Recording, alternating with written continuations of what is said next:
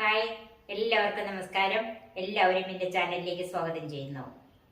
തിരുവനന്തപുരംകാരുടെ സദ്യയിലെ ഏറ്റവും പ്രധാനപ്പെട്ട ഒരു വിഭവമാണ് ബോളി. അവരുടെ സദ്യയിലെ പായസത്തോടൊപ്പം വിളമ്പുന്ന ഈ ബോളി ഒഴിവാക്കാൻ പറ്റാത്തതാണ്. അത് നമുക്കും ഒന്ന് ഉണ്ടാക്കി നോക്കാം. കോട്ടയംകാർക്ക് ബോളി എന്ന് പറഞ്ഞാൽ പപ്പടവടയാണ് കേട്ടോ. രുചിയുടെ കാര്യത്തിൽ ഇത് തിരുവനന്തപുരംകാരെന്നോ കോട്ടയംകാരെന്നോ വ്യത്യാസമില്ലാതെ എല്ലാവർക്കും ഉണ്ടാക്കി കഴിക്കാൻ പറ്റിയ ഒരു വിഭവമാണ് ഈ ബോളി.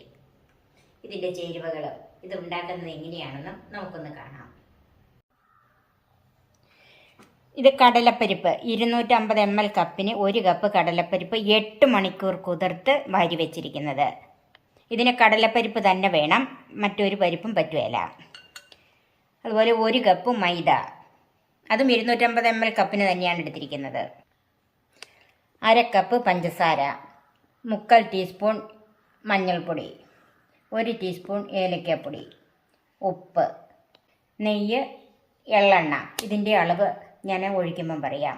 കുഴയ്ക്കാൻ ആവശ്യത്തിനും അതുപോലെ കടലപ്പരിപ്പ് വേവിക്കാൻ ആവശ്യത്തിനുള്ള വെള്ളം. ഇത് പരത്തിയെടുക്കുന്നത് അരിപ്പൊടിയിലാണ്. നമുക്ക് പരത്തിയെടുക്കാൻ ആവശ്യമുള്ള അരിപ്പൊടി എടുക്കണം. ഇത് വറുത്തിയ അരിപ്പൊടിയാണ്. ഇടിയപ്പത്തിന് ഒക്കെ എടുക്കുന്ന നൈസായ അരിപ്പൊടി.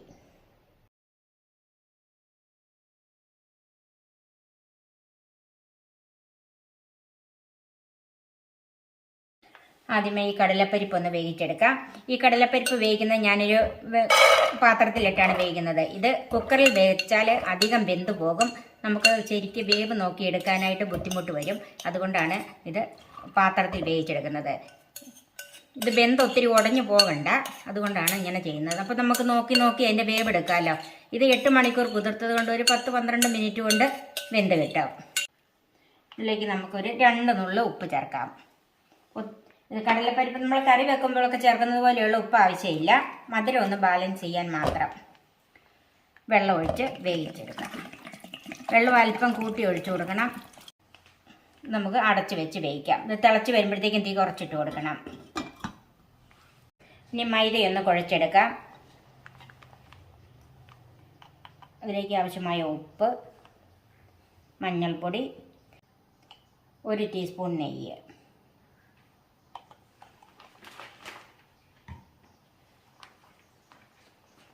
ഇതെല്ലാം കൂടി ഒന്ന് മിക്സ് ചെയ്യാം. ഇനി കുറേശ്ശെ വെള്ളം ചേർത്ത് ചപ്പാത്തിയേക്കാളും അല്പം കൂടെ അയവിലൊന്ന് കുഴച്ചെടുക്കണം. ഇതിന് വേണ്ടിയ 1/2 കപ്പാണേലും വെള്ളം ഒന്നിച്ചു ചേർക്കരുത്. മൈദ ആയതുകൊണ്ട് നോക്കി തന്നെ വെള്ളം ഒഴിക്കണം. ഒരു 2-3 മിനിറ്റ് ഈ പാത്രത്തിൽ വെച്ച് തന്നെ കുഴച്ച് മയപ്പെടുത്തിയെടുക്കണം.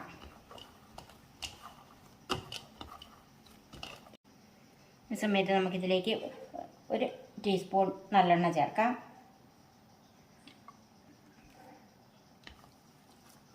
ഇപ്പോൾ ഇതൊരു 2-3 മിനിറ്റ് നല്ല മയത്തിൽ കുഴച്ചെടുത്തിട്ടുണ്ട്. ഇനി ഇത് നമുക്ക് കൈ കൊണ്ട് തന്നെ ഒന്ന് പരത്തി വെക്കാം.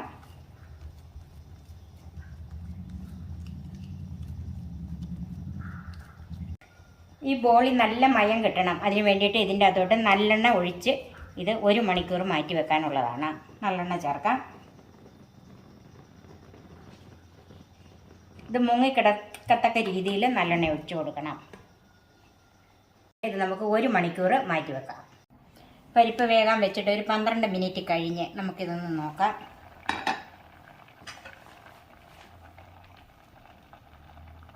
ഒരു പരിപ്പെടുത്ത് ഇങ്ങനെ ഞെക്കി നോക്കണം. കണ്ടോ, നന്നായിട്ട് വെന്തിട്ടുണ്ട്. എന്നാവട്ട് കുഴഞ്ഞു പോയിട്ടുമില്ല.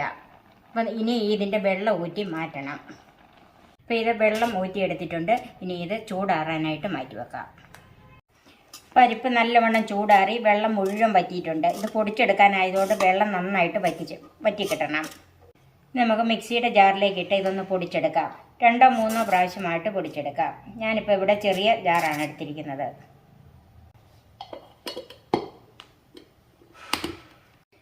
ഇപ്പം മുഴുവൻ പരിപ്പ് ഞാൻ പൊടിച്ചിട്ടുണ്ട്. ഇതുപോലെ ഒട്ടും തരിയില്ലാതെ പൊടിച്ചെടുക്കണം. നമുക്ക് ഈ പൊടിച്ച് വെച്ചേക്കുന്ന പരിപ്പ് ഒന്ന് വഴറ്റിയെടുക്കണം. ഒരു പാൻ ചൂടായിട്ടുണ്ട്. അതിലേക്ക് നെയ്യ് ചേർക്കാം. ഒരു 2.5 ടീസ്പൂൺ നെയ്യ് ചേർത്തിട്ടുണ്ട്. ചൂടായ നെയ്യിലേക്ക് പരിപ്പ് ചേർക്കാം.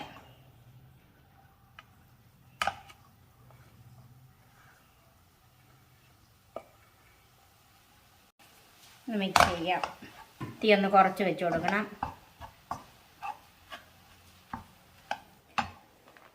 ഇതിലേക്ക് എടുത്തു വെച്ചിരിക്കുന്ന പഞ്ചസാര ചേർക്കാം. പഞ്ചസാര ഒന്ന് മെൽറ്റായി വരണം. മെൽറ്റായി ഈ പരിപ്പും എല്ലാം കൂടെ ഒന്ന് യോജിക്കണം. ഒരു മീഡിയം ഫ്ലെയിമിൽ താഴെ മതി. ഏലക്കാപ്പൊടി ചേർക്കാം.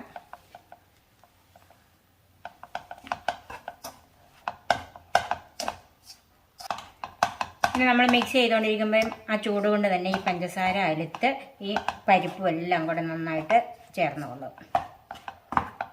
ഇതിൻ്റെ പാകമെന്ന് പറയുന്നത് പഞ്ചസാര അലുത്തിട്ട് നമുക്കിത് ഉരുട്ടാൻ പറ്റുന്ന പാകത്തിലാകണം.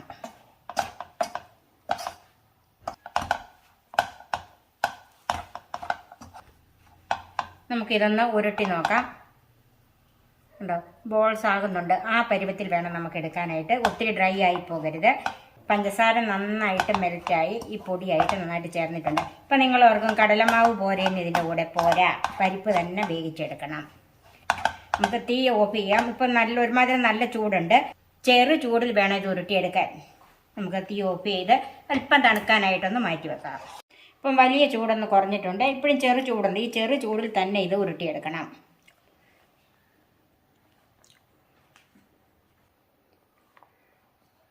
ഇതുപോലെ ബോൾസ് ആക്കി നമുക്ക് മാറ്റി വെക്കാം.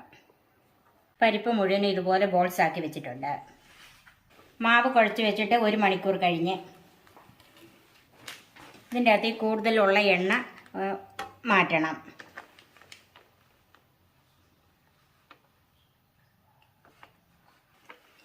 ഈ എണ്ണ നമുക്ക് ദോശയൊക്കെ ഉണ്ടാക്കുമ്പം കല്ലിൽ പരട്ടാനായിട്ട് ഉപയോഗിക്കാം. ഇപ്പം നല്ല സോഫ്റ്റ് ആയിട്ടുണ്ട്. ഈ നല്ലെണ്ണയിൽ കിടന്ന് ഇത് വീണ്ടും നല്ല സോഫ്റ്റ് ആയിട്ടുണ്ട്. ഇനി ഇത് നമുക്ക് പരത്തിയെടുക്കാം. ഓരോ ബോൾസായിട്ട് എടുത്തിട്ട് നമ്മുടെ കയ്യെ വെച്ച് തന്നെ ഇതിങ്ങനെ പരത്തണം. ആദ്യമേ ഉരുട്ടി വെച്ചിരിക്കുന്ന ഓരോ ബോൾസും ഇതിലേക്ക് വെച്ചിട്ട് ഇങ്ങനെ പൊതിഞ്ഞെടുക്കണം. കൂടുതൽ മാവ് ഇവിടെ വന്നെങ്കിൽ അത് നമുക്ക് മാറ്റണം.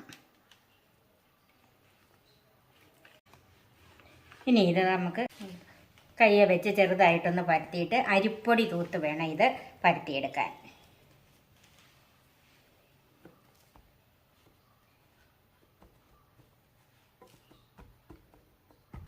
ഇതധികം ഷേപ്പിനൊന്നും നോക്കണ്ട. കാരണം എന്താണെന്ന് വെച്ചാൽ അങ്ങനെ നമുക്ക് അങ്ങനെ കിട്ടിയ വലിയ ബുദ്ധിമുട്ടാണ് അങ്ങനെ വരാനായിട്ട്. പ്രത്യേകിച്ച് അങ്ങനെ ഷേപ്പ് വേണമെങ്കിൽ എന്തെങ്കിലും അടപ്പോ പാത്രമോ വെച്ച് നമുക്ക് മുറിച്ചെടുക്കാം.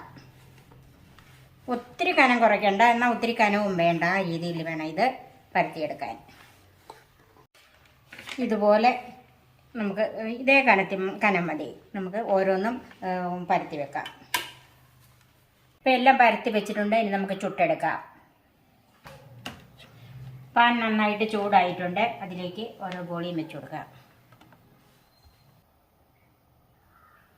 ഇപ്പോൾ ഒരു വശം നന്നായിട്ട് ചൂടായിട്ടുണ്ട്. നമുക്കിതൊന്ന് മറിച്ചിടാം.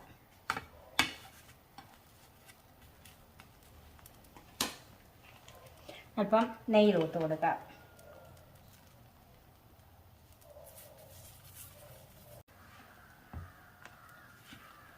ഒന്നുകൂടെ മറിച്ചിടാം. ഇവിടെ അല്പം നെയ്യ് തൂത്ത് കൊടുക്കാം. ഒന്നുകൂടെ മറിച്ചിടാം. ഇത് ചപ്പാത്തി പോലെ ഒത്തിരി മൊരിഞ്ഞു പോകണ്ട. ഇപ്പം 2 വശം നന്നായിട്ട് മൊരിഞ്ഞിട്ടുണ്ട്. നമുക്കിത് എടുക്കാം. സദ്യ സ്പെഷ്യൽ പായസം ബോളി റെഡിയായി. ബാക്കി നമുക്കിതുപോലെ ചുട്ടെടുക്കാം. ഞാനിവിടെ ഇതിന് സേമിയ പായസമാണ് ഉണ്ടാക്കിയിരിക്കുന്നത്. അരിപ്പായസോ പാൽപ്പായസോ സേമിയ പായസം, ഇതാണ് ഇതിന് ഏറ്റവും നല്ല കോമ്പിനേഷൻ. നിങ്ങളും ഇതുപോലെ ഒന്ന് ഉണ്ടാക്കി നോക്കണം. വളരെ രുചിയുള്ള ഒരു ബോളിയും പായസമാണ്.